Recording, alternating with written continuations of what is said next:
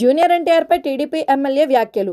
CM Chandrababu mass warning. Junior NTR నటించిన war two సినిమా చూడొద్దంటూ అనంతపురం అర్బన్ ఎమ్మెల్యే దగ్గుబాటి ప్రసాద్ బెదిరించారనే ఆరోపణలు తీవ్ర దుమారం రేపుతున్నాయి. ఈ మేరకు ఓ ఆడియో క్లిప్పు సోషల్ మీడియాలో వైరల్ అవ్వడంతో అనంతపురంలో ఆయన క్యాంప్ ఆఫీస్ ముందు ఎన్టీఆర్ అభిమానులు ఆందోళన చేపట్టారు.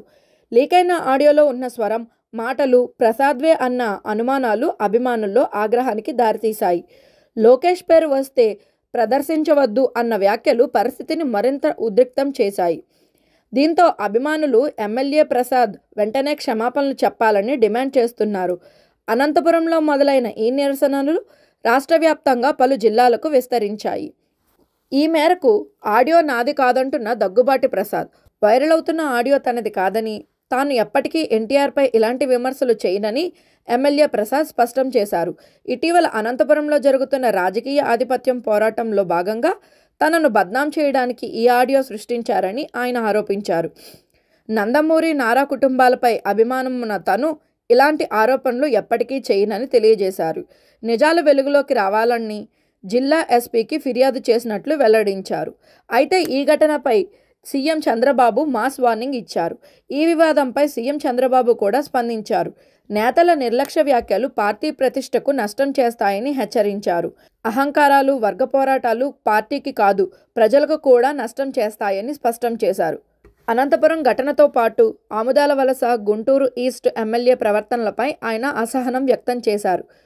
పార్టీ కంటే వ్యక్తిగతం గొప్పదని భావించే వారికి టీడీపీలో స్థానం లేదు.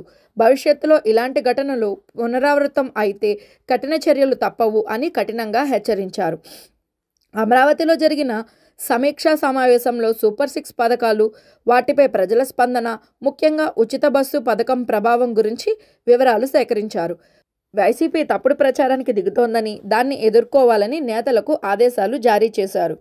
ప్రజలతో మమేకం అవ్వడం ద్వారానే పార్టీ, ప్రభుత్వం మంచి పేరు సంపాదించగలవు అని చంద్రబాబు అన్నారు.